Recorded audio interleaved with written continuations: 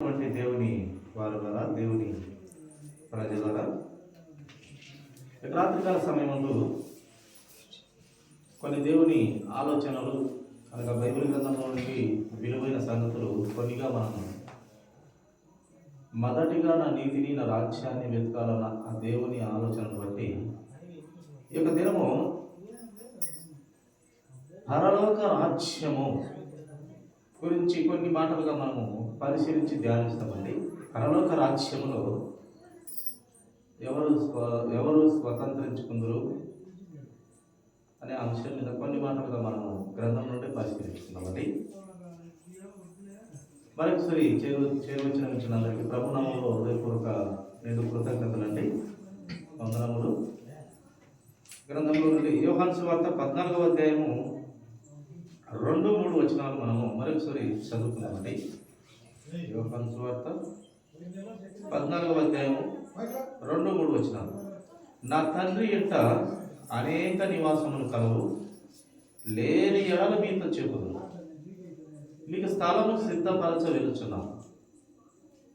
అలాగే 3వ వచనం, నేను వెళ్ళి మీకు స్థలము సిద్ధపరచిన ఎడల నేనుండు స్థలములో మీరునూ ఉండులాగున మరల వచ్చి నా యొద్దకు ఉండుటకు మిమ్మల్ని తీసుకొని పోదును. ప్రభువు వాగ్దానం చేసినాడు, నేను వెళ్ళి నీకు స్థలాలు సిద్ధపరుస్తాను, నా తండ్రి ఇంట అనేక స్థలములు కలవు అని యేసుక్రీస్తు ప్రభు వారు సాక్షాత్తుగా తండ్రి పరలోక రాజ్యంలో తండ్రి ఉండే స్థలముల గురించి తెలియపరుస్తూ అక్కడ తండ్రి యొక్క అనేక స్థలములు నివాసములు ఉన్నవి, లేని ఎడల మీకు చెప్పుదును. అక్కడ లేకున్నట్లయితే మీకు చెప్పేసిందును. మాట మాత్రం నేను అంటున్నాను, కానీ అక్కడ లేని ఎడలైతే నేను మీకు చెప్పుదును. కనుక అనేక నివాసములు ఉన్నవి, నేను వెళ్తున్నాను, తిరిగి వస్తాను, నాతో మీరు ఉండుటకు మిమ్మల్ని తీసుకొని పోదును. ఆయన మాటిచ్చి ఏదైనా తప్పినట్టుగా మనకు గ్రంథంలో, లేక ఆయన ఆ మహిమ పట్టణం నుండి భూమి మీదకి అడుగు పెట్టినప్పటి నుంచి మనలాంటి శరీరంతో ఆయన ఈ భూమి మీద అడుగు పెట్టినప్పటి నుంచి ఆయన మాట తప్పినట్టు కానీ, ఆయన ఆలోచనలో తేడాలు కానీ, ఆయన ఎప్పుడు ఆయన జీవితంలో తండ్రి చెప్పిన మాటలే కానీ వేరే మాటలు చెప్పలేదు ప్రియమైన దేవుని పిల్లలు. కనుక నేను అక్కడ స్థలాలు ఉన్నాయి కనుక నేను మీకు సిద్ధపరచడానికి వెళ్తున్నాను, నాతో ఉండుటకు మీరు పరలోక రాజ్యంలో నేను మీకు స్థలాలు సిద్ధపరచబోతున్నాను అని దేవుడు బయలుపరుస్తూ ఉన్నాడు. ప్రియమైన దేవుని పిల్లల, పరలోక రాజ్యంలో మనకు ఇల్లులు స్థలాలు దేవుడు సిద్ధపరుస్తూ ఉన్నాడు. అది పరలోక రాజ్యంలో తెలియపరిచినటువంటి క్రీస్తు ప్రభు వారే మనకు స్వయంగా ఆయన వాగ్దానంతో కూడినటువంటి విషయాలు మనకు తెలియచెప్పడం మనము వింటున్నాం. అలాగే చూడండి, ఇంకా ఆయన అమూల్యమైనటువంటి మాటలు కొన్నిగా మనము విందాం. కొరింథీయులకు రాసిన మొదటి పత్రిక 13వ అధ్యాయము 12వ వచనం. కొరింథీయులకు రాసినటువంటి మొదటి పత్రిక 13వ అధ్యాయము 12వ వచనం మాట చదువుకున్నామండి.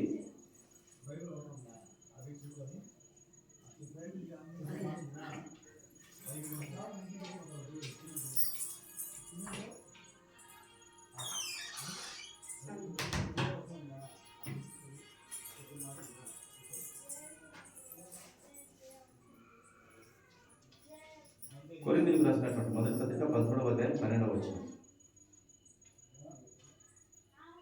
ఇప్పుడు అద్దములో చూచినట్లు సూచనగా చూచుచున్నాము,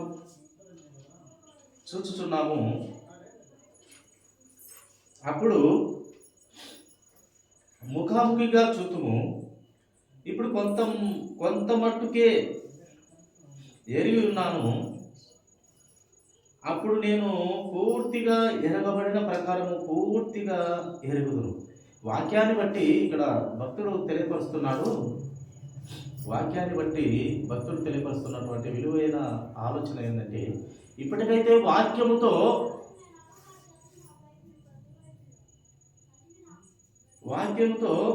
అద్దంలో చూసినట్టు సూచనగా చూస్తున్నాను. అంటే అద్దంలో చూసినట్టు ఒక మసకగా దేవుణ్ణి చూస్తున్నాను ఈ భూమి మీద, ఈ లోకంలో. భక్తులు తెలియపరుస్తున్నటువంటి మాట ప్రియమైన దేవుని వారలా, పరలోక రాజ్యము వెళ్ళిన తర్వాత ఆయనను ముఖాముఖిగా చూస్తాను.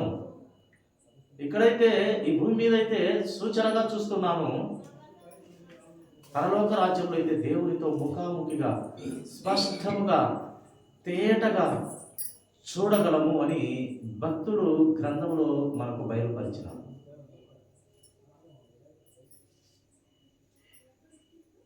ఇవన్నీ భక్తులు మనకు ఎందుకు బయలుపరుస్తున్నారంటే, ఆ నిత్య పట్టణము, ఆ పాపము లేని పట్టణము, ఆ దేవుడుండే స్థలము, సన్నిధి, ఆ గొప్పదైన దేవుడుండే, ఆ పరిశుద్ధుడు, మహాపరిశుద్ధుడు ఉండే ఆ దేవుని స్థలము, లేక ఆయన నుండి ఆ వాతావరణమైనటువంటి స్థలము గురించి భక్తుడు తెలియపరుస్తున్నాడు. ఇక్కడైతే నేను వాక్యములో సరిగా సూచనగా మాత్రమే చూశాను దేవుణ్ణి.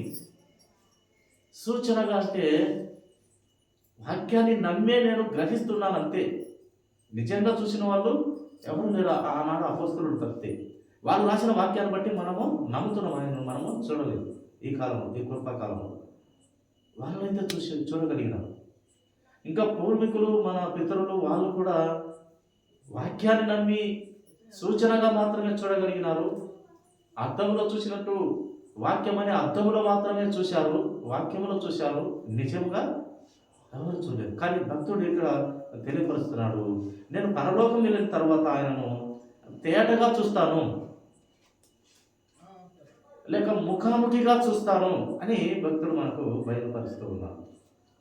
పరలోక రాజ్యము చాలా గొప్పదైన రాజ్యం ప్రియులారా. అది కొట్టివేయబడని రాజ్యం కదా, పాపులు లేని పట్టణము కదా, మహాపరిశుద్ధుడు ఉన్నతమైన స్థలములలో వసిస్తున్నటువంటి దేవుడు ప్రాంతము, సన్నిధి. అక్కడ కేవలం స్తుతి, ఆనందము, సంతోషము అక్కడ ఉంటుంది. వజ్ర వైడూర్యాలు ఉంటాయట, కానీ అవి మనకు అవసరం లేదు. ఇప్పుడు సపోజ్ మనకు ప్రభువు పరలోక రాజ్యం ఇచ్చి జీవ గ్రంథంలో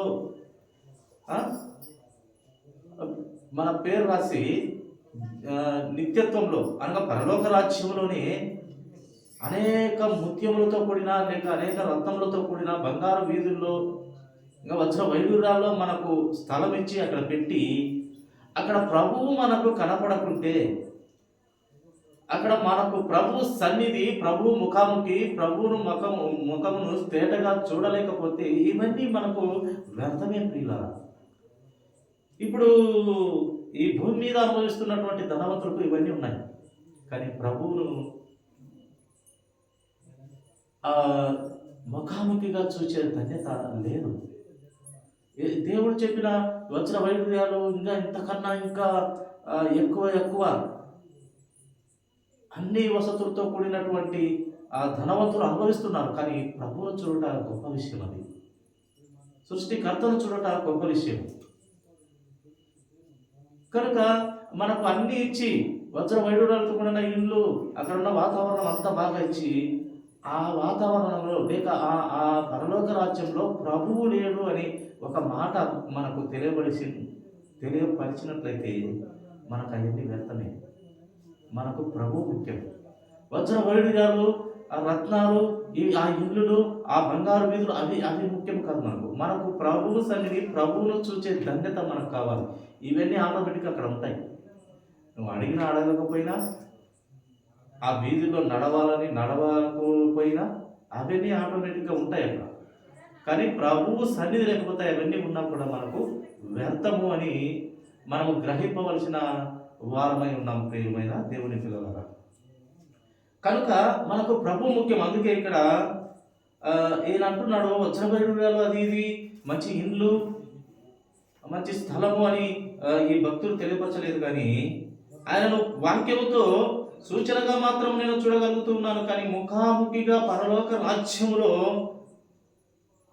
ఇక్కడైతే కొంత మట్టుకే వాక్యముతో ఆ మసక అర్థంలో వాక్యం అనే అర్థంలో చూస్తున్నాను, దేవుని గురించి వింటున్నాను, చూస్తున్నాను. కానీ పరలోక రాజ్యంలో ముఖాముఖిగా స్పష్టముగా నేను చూస్తానని భక్తుడు బయలుపరిచినాడు, తెలియపరిచినాడు పరిశుద్ధ ఆత్మను పొందుకొని.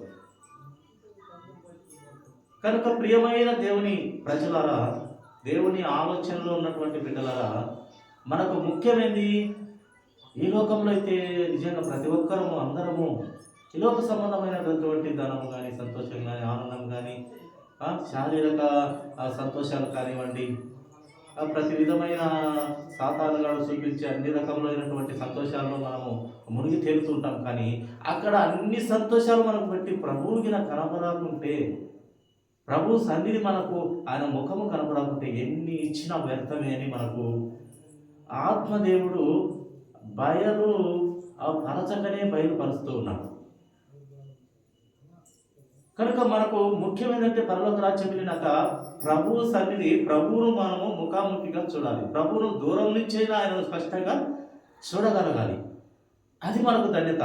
వజ్రవైడూర్యాలు బంగారు వీధులుగా అయితే కాదు అని మనకు భక్తుల ఆలోచనలు పరిశుద్ధ ఆత్మదేవుని స్వరం మనకు వినిపిస్తుంది. ప్రియమైన దేవుని వల్ల చూడండి, మరి ఒక లేఖనాలు మనం పరిశీలిద్దాం. ప్రకటన గ్రంథము 21వ అధ్యాయము, ప్రకటన గ్రంథము 21వ అధ్యాయము 4వ వచనం మాట మనం చదువుకున్నాం. వారి కన్నులో ప్రతి బాష్ప బిందువును తుడిచివేయును, మరణం ఇక ఉండదు. పరలోక రాజ్యమునట ఈ కన్నీళ్లు ఉండవు, మరణము ఉండదు, దుఃఖము అసలే ఉండదు, ఏడుపు ఉండదు, వేదన ఉండదు. మొదటి సంగతులు గతించిపోయారని సింహాసనములో నుండి వచ్చిన గొప్ప స్వరము చెప్పుట యోహాను భక్తుడు గారు దర్శనములో ఆత్మపూర్ణుడై ఆయన ఆ పరలోక పట్టణాన్ని చూస్తూ ఉన్నాడు. అక్కడ ఏడుపు లేదంట, కొట్లాటలు లేవంట, దొంగతనాలు లేవంట. పరిశుద్ధ పట్టణంలో వేదన లేదు, రోదన లేదు, దుఃఖం లేదు, ఏడుపు లేదు, ఏమీ లేకుండా కేవలము ఆ పరిశుద్ధ పట్టణంలో పరిశుద్ధుడైన మహాపరిశుద్ధుడైన ఆ దేవునితో పరిశుద్ధులందరూ దేవుణ్ణి స్తుతుగానములు చేస్తూ ఉన్నారు, ప్రభువుతో ఆనందిస్తూ ఉన్నారు. అక్కడ ఆనందమే, సంతోషమే. కానీ ఈ లోకంలో సంతోషము, ఆనందము, దుఃఖము, రోధము, బాధ ప్రతీదీ మనకు ఈ లోకంలో పరిచయం అవుతుంది. కానీ అక్కడ మటుకు అంత పరిశుద్ధులతో కూడినటువంటి మన పరిశుద్ధ ప్రభువైన తండ్రితో ఆ సన్నిధిని మనము ప్రేమగా ధరించడానికి ఆయన మన కన్నుల ఎదుటే ముఖాముఖిగా మనకు ఉండునని లేఖన భాగాలు మనకు బయలుపరుస్తున్నాయి. కనుక అక్కడ మరణము, ఏడుపు, వేదన ఇవన్నీ ఏమీ ఉండదు. మరణము లేని పట్టణం అది. ఇక్కడ మరణం ఉంది భూమి మీద. పరలోక రాజ్యంలో మరణపు ముళ్ళు భూమి మీదనే చేసిపోయినాడు. జయించినాడు లోకాన్ని. ఎవరు ఈ గొప్ప కార్యం చేయలేదు, ఏ మనుషుడు చేయలేదు. దేవుడై మంచిగా పుట్టి ఆయన మాత్రమే చేయగలిగినాడు. పరిపూర్ణ దేవుడై పరిపూర్ణ మానవుడుగా పుట్టి ఆయన మాత్రమే చేయగలిగినాడు. మనలాంటి శరీరంతో నొప్పితో ఉంటూ ఆయన ఆ ప్రజలందరి కోసము గొప్ప లోక కళ్యాణం, గొప్ప అందరికీ మీరు జరిగే గొప్ప ఆ కార్యాన్ని, ఆ సిలువలో ఆయన మరణాన్ని,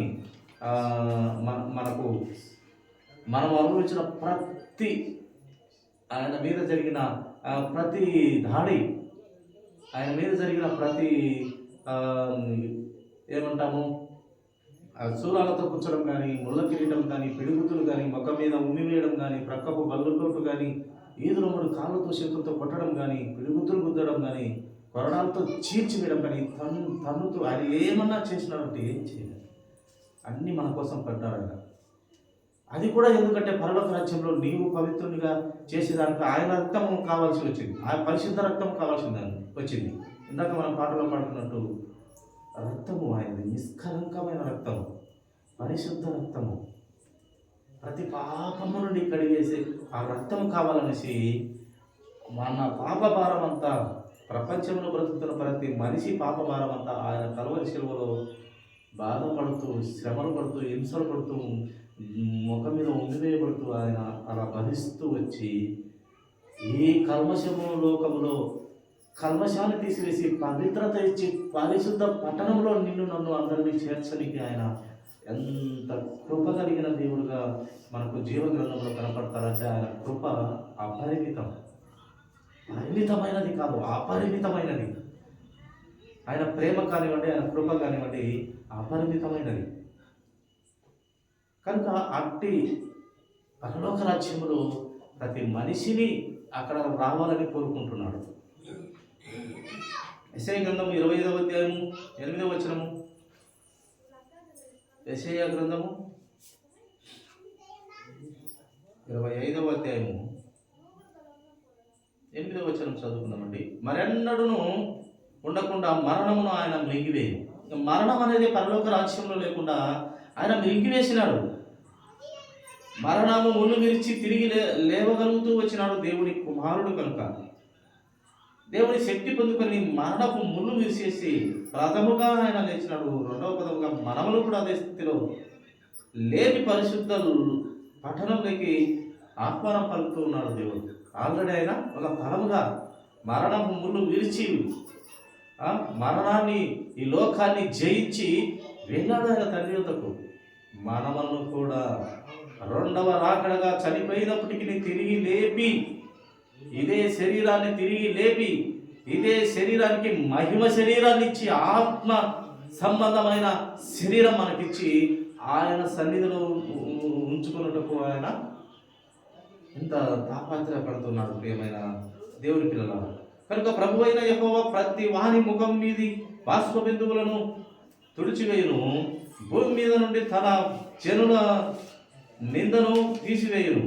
ఏ నిందలున్నా కూడా భూమి మీద తీసివేసి అలాగున జరుగునని యెహోవా సెలవిస్తున్నాడు. ప్రతి మనిషి కన్నీరు తుడచడానికి దేవుడైన యేసుక్రీస్తు ప్రభు వారు భూమి మీదకి అడుగుతాడు. ప్రతి వారి కన్నీరు ప్రియమైన దేవుని సంఘం. అందుకే నీతిమంతుడు లేడు, ఒక్కరు లేడు. అందరినీ రక్షించడానికి యేసుక్రీస్తు నరుడని లోకానికి వచ్చాడు. అందరినీ, ఏ భేదం లేదు, ఆడలేదు మగలేదు, అటు ఇటు వారు కాదు, మనిషి అనే దానిగా పుట్టిన ప్రతి ఒక్కరికి ఆయన ప్రతి ఒక్కరి కన్నీళ్ళు తుడిచేదానికి. ఎందుకు ఈ కన్నీళ్ళు అంటే పాపపు లోకంతో బ్రతికి, పాపపు ఆలోచనలో సైతానుకు సహాయపడి ఈ లోకంలో బ్రతికితే నిత్య నరకాగ్ని అపవాది గారికి తయారు చేసిన ఆ లోకానికి పోవలసి వస్తుంది. అక్కడ కన్నీరు పెట్టాల్సి వస్తుంది. ఆ కన్నీళ్ళు కొంచెం సేప, 2 రోజుల 3 రోజుల అంటే అది యుగ యుగాల జీవితము. కన్నీరు పెట్టాలి. యుగ యుగాల జీవితము, రోదన, వేదన, ఏడుపు, బాధ. ధనవంతుడు అక్కడ నిత్య నరకంలో ఎంతలా అనుభవించినాడు.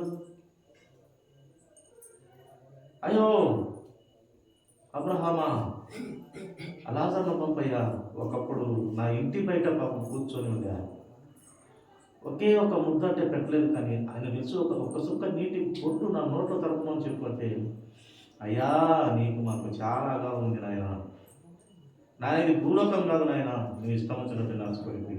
ఇక్కడ దేవుడి నియమము, కట్టడ, విధులు, శాసనాలు మాకు అడ్డంగా ఉన్నాయి నాయన, మతం కాదు నాయన, ఈ అగాధం దాటడానికి కుదరదు.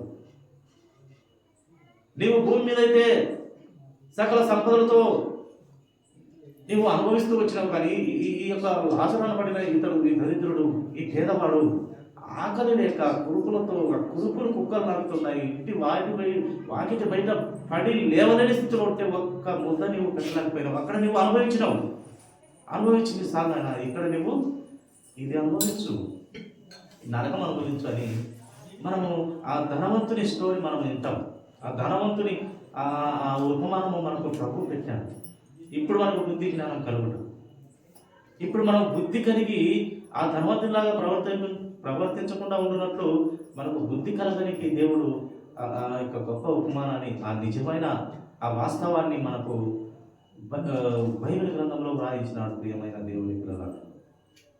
కనుక ఇక్కడైతే మనము అన్నీ అనుభవిస్తాము, ఆ అనుభవించిన పాప ఫలితము మనము నిత్య నరకాగ్నిలో అనుభవించి వస్తుంది. కనుక మీ కన్నీరును ఆ నిత్య నరకాగ్నిలో ఏడవలసిన ప్రతి కన్నీరు, ఆ ప్రతి బాష్పమును తుడచడానికి క్రీస్తేసునరుడు భూమి మీదకి వచ్చి నీ పాపము తీసివేయకు నీ సొంత నోటి తెగున్న పొరపాటున, మన సొంత నోటితో పొరపాటున ఒప్పుకున్నా కూడా నీకు నిత్య జీవం. ఎందుకంటే నీకు ఇచ్చినటువంటి ఆత్మను బట్టి, నీకు ఇచ్చిన శరీరాన్ని బట్టి, నీకు ఇచ్చినటువంటి ఆ వాక్కును బట్టి, ఆ మాటను బట్టి నీవు ఒప్పుకొంచున్నావు కదా పాపాన్ని, క్రీస్తును అంగీకరిస్తున్నావు కదా నీవు, అందుకు నీకు నిత్య రాజ్యం ఇస్తాడు. ఆ కొట్టివేయబడిన రాజ్యం, ఆ నీతిమంతులుండే రాజ్యము, దొంగలు లేని రాజ్యము, ఆ పరిశుద్ధులుండే రాజ్యము. ఏడుపులు ఉండవు అక్కడ, రోదన ఉండదు, కన్నీరు ఉండదు, మరణం ఉండదు, సూర్యుడు ఉండడు, చంద్రుడు ఉండడు. అన్నీ క్రీస్తయి వెలుగుతూ మనకు ముఖాముఖిగా క్రీస్తు కనపడుతూ ఉంటాడు ఆ పరలోక రాజ్యంలో. అంత ధన్యత కలిగిన రాజ్యం. అందుకే అబ్రహాము నిజంగా కోట్లు ఆస్తిపరుడైన చాలా ధనవంతుడు. మరి లేఖనం మనకు ఏం చెప్తుంది అంటే ఆయన గుడారాలలో ఉన్నాడంట. గుడ్డలు, పెద్ద పెద్ద బిల్డింగ్లు కట్టుకుని ఉండవచ్చు. ఆయన పెద్ద ఆస్తిపరుడు. ఆయన ఈ భూమి మీద సగం ప్రాంతం ఆయనదే, సగం ప్రాంతం లోతుదైనా, సగం ప్రాంతము అబ్రహాం గారిదే.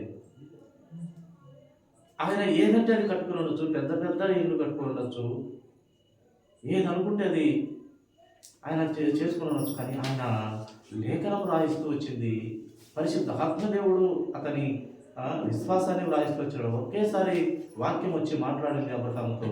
ఆ వాక్యాన్ని నమ్మినాడు. ఆ వాక్యము నీతి అని అనిపించింది కనుక అతను నమ్మినాడు.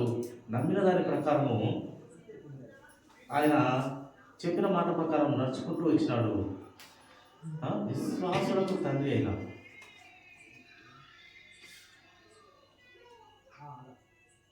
కనుక ఆయన ఈ గుడారాలలోనే, చిన్న గుడారాలలో ఉంటూ, అంత ఆస్తి ఉన్నప్పటికీ, పశు సంపద ఉన్నప్పటికీ, పరివారం ఉన్నప్పటికీ,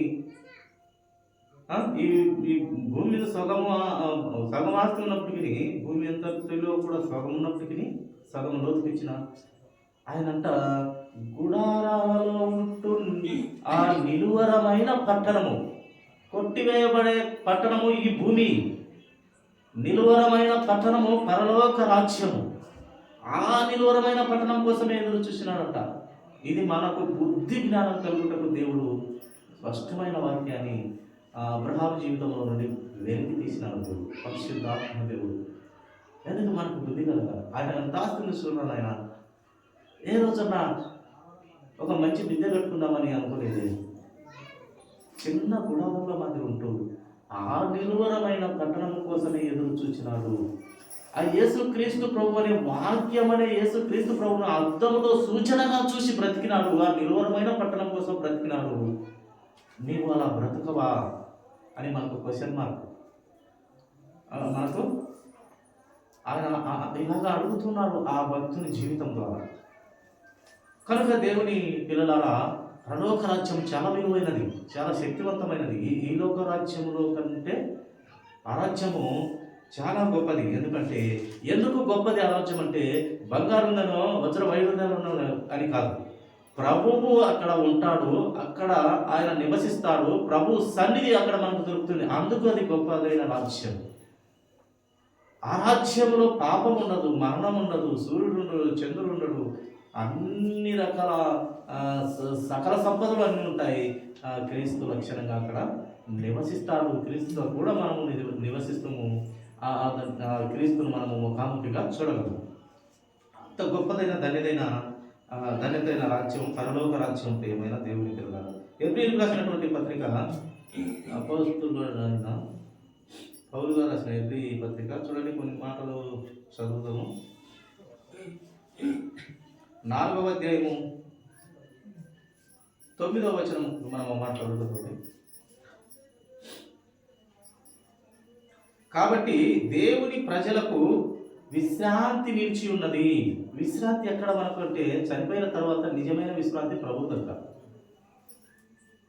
అక్కడ దేవుని స్తుతిస్తుంటాం, నిత్య విశ్రాంతిలో ఉంటాం. చనిపోయిన తర్వాత తిరిగి లేచిన తర్వాత దేవుడు మనం పరలోక రాజ్యం తెలుసుకుపోయినప్పుడు నిత్య విశ్రాంతి కాదు, స్తుతి ఉంటుంది. లక్షణంగా ప్రభువును చూడగలుగుతూ ఉంటాము. అక్కడ చాలా విలువైన ఆ లోకంలో ఆ విలువైన వాతావరణంలో మనము క్రీస్తుతో కూడా క్రీస్తును దర్శించుకుంటూ క్రీస్తు సన్నిధితో క్రీస్తును ముఖాముఖిగా చూస్తూ అక్కడ ఉంటాం మనం. కనుక అక్కడ మనకు విశ్రాంతి. అందుకే ఆ విశ్రాంతి మనకు ఎలా దొరుకుతుందంటే ఈ లోకంలో మరణంతో మనకు అది స్టార్ట్ అవుతుంది. ఆ విశ్రాంతి మరణంతో యేసుక్రీస్తు ప్రభు వారు రెండవ రాకడగా వచ్చేప్పుడు ఆ ముందుగా అప్పుడు బ్రతికున్న వారిని కాదు లేపేది, అప్పుడు బ్రతికున్న వారిని కాదు ఆ రాజ్యానికి తీసుకుపోయింది. ముందుగా మృతులను లేపి వారితో కూడా మళ్ళీ సజీవుల దగ్గరికి వచ్చి అందరినీ ఆయన మహిమ శరీరాలు ఇచ్చి తీసుకొని వెళ్ళిపోతారు. కనుక విశ్రాంతి మనకు పరలోక రాజ్యంలో ఉంది. ఇక్కడ ఏ విశ్రాంతి ఉండదు. ఇక్కడ ప్రతి విషయంలో బాధ, రోదన, దుఃఖము, ఆనందము, కొంచెంసేపు నవ్వుతాము, కొంచెంసేపు ఏడుస్తాము, తప్పదు. అంతా బాగుంటే నవ్వుతుంటాము. కుటుంబంలో ఒక్క మరణం అయితే దిక్కు తెలియని కలతలు, బాధలు. ఒక్కరు ఎవరైనా సరే, కూతురైనా, కొడుకైనా, భార్య అయినా, భర్త అయినా, చివరికి మన పెద్దలు పితరుడైనా, అవ్వతాత అయినా, అబ్బాజీ అయినా, ఎవరైనా సరే ఒక్కరు పోయిన ఆ కుటుంబాన్ని కలతలతో ముంచేస్తుంది. అది దేవుడు ఎంతసేపు పెట్టగలడు? క్షణంలో పెట్టగలడు. కనుక ఈ లోకంలో ఇదంతా మనకు జీవితాన్ని ఇస్తాడు. ఇక్కడ అన్ని రుచి చూపిస్తే ఈ జీవితం అంతా పరలోక రాజ్యంలో ఉన్న దేవదూతలకు కొన్ని తెలియవు. వారికి అక్కడ స్తుతి మాత్రమే తెలుసు, దేవుడిని ఆరాధించడం మాత్రమే తెలుసు. ఈ బైబిల్ గ్రంథంలో చరిత్ర అంతా కూడా తెలుసు. కానీ ఇక్కడ మరణం తెలుసు. ఆ మరణమైన తర్వాత బాధలు, ఇరుకులు, ఇబ్బందులు, ఇవన్నీ, ఈ దొంగతనాలు, ఈ ముచ్చుతనాలు, ఈ వ్యభిచారము, ఇవన్నీ తెలియవు. ఇవన్నీ రేపు అనగా పరలోక రాజ్యం వెళ్ళిన భక్తులు వారికి బోధ చేయాలి. వారికి పెద్దగా పెడతాడు దేవుడు. ఈ లోకంలో జరిగిన సంఘటనలు ఆయన భూలోకంలో ఏం జరిగిందో వాళ్ళకి చెప్పు. మాకు ఇక్కడ దేవుడిని స్తుతించేదే తెలుసు, మహిమపరిచేదే తెలుసు. ఇక్కడ దేవుడి సన్నిధి మాత్రమే మాకు తెలుసు. భూలోకంలో పనికి మాలినటువంటి ఎన్ని ఉంటాయి కదా, ఇవి మన దగ్గర మీరు నేర్చుకుంటారంట దేవుడు అని లేఖనం మనకు తెలియపరుస్తుంది. కనుక అక్కడ విశ్రాంతి ఉంది. మనకు మంచి ఇల్లు ఇస్తాడు దేవుడు, మంచి స్థలం ఇస్తాడు. వాటన్నిటితో మించి అన్ని ఇచ్చి కూడా వాటన్నిటి మించి మనతో దేవుడు ముఖాముఖిగా మనతో నివాసం చేస్తాడు. ఒక కుటుంబంలాగా మనతో అక్కడ ఉంటాడు. అక్కడ పాప స్వభావం అనే వ్యక్తి కనపడ్డు వినపడ్డు అందరూ పరిస్థితులే. కనుక పాపానికి తావుండవు. అలాంటి లోకం అది, అలాంటి పట్టణం అది పరలోక రాజ్యం. ప్రకటన గ్రంథము 21వ అధ్యాయము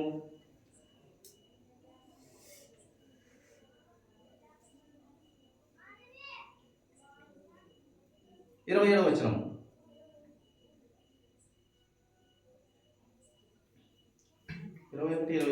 చూద్దామండి.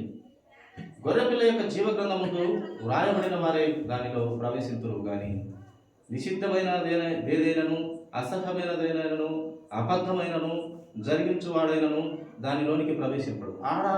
అబద్ధం ఆడవాడు కానీ, నిషిద్ధమైనది కానీ, తప్పుగా ఎంచబడిన ఏ వస్తువు కానీ, ఏది కానీ అక్కడ ఉండదంట పిల్లలు. కేవలము పరిశుద్ధత కలిగినటువంటి మనుషులు మాత్రమే అక్కడ ఉంటారు. క్రీస్తును అంగీకరించిన బిడ్డలు మాత్రమే ఉంటారు. క్రీస్తు కోసం బ్రతికినటువంటి పిల్లలు మాత్రమే అక్కడ ఉంటారు. క్రీస్తును మనస్ఫూర్తిగా అంగీకరించిన బిడ్డలు మాత్రమే అక్కడ ఉండగలుగుతూ వస్తారు. కనుక అది ఈ లోకంలో మనం సంపాదించుకోవాలి. అందుకే దేవుడు మొదటిగా నా నీతి నా రాజ్యం అని బయలుపరుస్తుంటాడు. అందులో ఉంది యుగాల జీవితం. ఇదేంద్ర నాయన 50, 60, 70 ఇది పెద్ద లోకము, ఇది పెద్ద విచిత్రమైన లోకము, ఇక్కడ తప్పితే ఎక్కడ సంతోషం లేనట్టుగా బ్రతుకుతున్నావు. ఇది 50-60 ఏళ్ళ నాయన నీ జీవితము, శాశ్వత కాల జీవితం. నాతో నా పరిశుద్ధ స్థలంలో, నేనుండే స్థలంలో అక్కడ ఉంది నాయన నీ పని. వాక్యాలతో పల్లబుద్ధి దేవుడు బయలుపరుస్తూ ఉన్నాడు. పరిశుద్ధ ఆత్మ దేవుని ద్వారా బయలుపరుస్తున్నాడు, భక్తుల ద్వారా బయలుపరుస్తున్నాడు, ప్రవక్తల ద్వారా, భక్తురాళ్ళ ద్వారా కూడా మనకు బయలుపరుస్తూ ఉన్నాడు. అపోస్తలుల ద్వారా బయలుపరిచాడు. ఇవన్నీ చాలక యేసు క్రీస్తు ప్రభు వారి ప్రత్యక్ష సాక్షిగా తండ్రిని గురించి బయలుపరిచి, ఆ మహిమ పట్టణం గురించి బయలుపరిచి, మన కోసం మరణమైన ఆ దేవుని తెలుసుకోమని, ఆ దేవుని నమ్మమని, నేనే మార్గం సత్యం జీవమని చెప్పిన ఆయనను తెలుసుకోమని ఆయన బయలుపరిచి వెళ్ళినాం.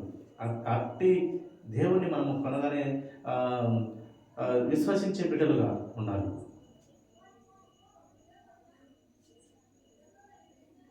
పేతురు గ్రంథము, పేతురు పత్రిక చూడండి, 2వ పేతురు పత్రిక ఒక మాట మనము చూద్దాం. 3వ అధ్యాయము 13వ వచనం. అయినను మనం ఆయన వాగ్దానమును బట్టి కొత్త ఆకాశముల కొరకును కొత్త భూమి కొరకును కనిపెట్టుచున్నాము. వాటి యందు నీతి మాత్రమే నివసించును. ఆ పరలోక రాజ్యములు అంట కొత్త ఆకాశము కొత్త భూమి అక్కడ ఉంటుంది. ఎక్కడది? ఈ భూమి, ఈ ఆకాశం కాదు. దేవుడు మొట్టమొదటిగా తయారు చేసిన, విశ్వములు తయారు చేసిన దేవుడుండి ఆకాశము, దేవుడుండి ఆ పట్టణాన్ని మొట్టమొదటిగా తండ్రి అయిన దేవుడు తయారు చేసినాడు. తర్వాత ఈ భూమిని, ఈ విశ్వాన్ని కుమారుడు తయారు చేసినాడు. అన్ని రకాలుగా నడిపించుటలో పరిశుద్ధాత్మ దేవుడు సహాయపడుతూ ఆయన తయారు చేస్తూ వచ్చినాడు. కుమారునికి సహాయపడుతూ ఆయన కూడా సమస్తమును కలుగజేస్తూ వచ్చినాడు. పరలోక రాజ్యమును తయారు చేసిన దేవుడు, తండ్రి అయిన దేవుడు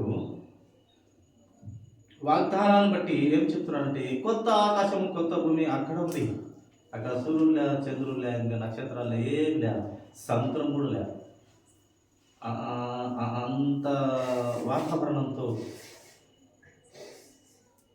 నదులుంటాయి, జీవజల నదులుంటాయి అక్కడ. జీవవృక్ష ఫలాలు నెల నెల కాస్తూ ఉంటాయి అక్కడ. నెల నెల జీవవృక్ష ఫలాలు, జీవజల నదులు, బుగ్గలు, నీరు దప్పికుండదు. ఆ ఫలాలు తింటే ఆకలి ఉండదు. కానీ అక్కడ మనకు అన్నీ, ఈ భూమి మీద కంటే ఎక్కువ కోట్ల రెట్టింతల సంతోషము ప్రభు దగ్గర ఉంది. ఇక్కడ ఏదైతే మనం సంతోషము, ఈ యొక్క 50-60 సంవత్సరాలు సంతోషము అని బ్రతికి విశ్వసించి ఇక్కడనే ఉండాలా, మరణం అయితే భయం వేస్తుంది అందరికీ, ఇక్కడనే ఉండి ఇంకా కొన్ని రోజులు బతికిపోదామనే ఆశ ఇక్కడైతే ఉందంటే, ఇంతకన్నా కోట్ల వందల రెట్లు ప్రభు దగ్గర అంత సంతోషం ఉందని దివ్య గ్రంథం మనకు బయలుపరుస్తుంది. భక్తులు బయలుపరుస్తున్నారు, అపోస్తలులు బయలుపరుస్తున్నారు. ప్రియమైన దేవుని వారు, కనుక కొత్త భూమి కొత్త ఆకాశము కనిపెట్టుకుందాము. వాటి యందు అంట, ఆ కొత్త భూమి ఆ కొత్త ఆకాశంలో ఏమి నివసిస్తుంది అంట? కేవలము నీతి, సత్యము, అది నివసిస్తుంది అక్కడ. కేవలం నీతి మాత్రమే అక్కడ ఉంటుంది అంట. ప్రియమైన సహోదరుల,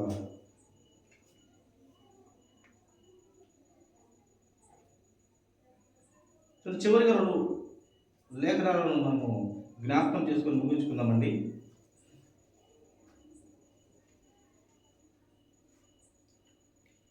కొరింథీయులకు రాసినటువంటి మొదటి పత్రిక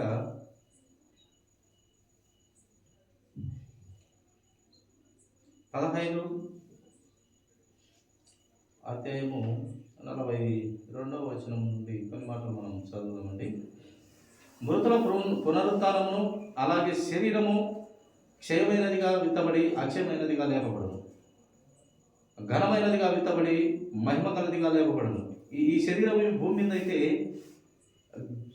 ఘనహీనమైనది, ఎందుకు పనికిమాలినది ఈ శరీరము. దేవుని వాక్యం బయలుపరుస్తుంది.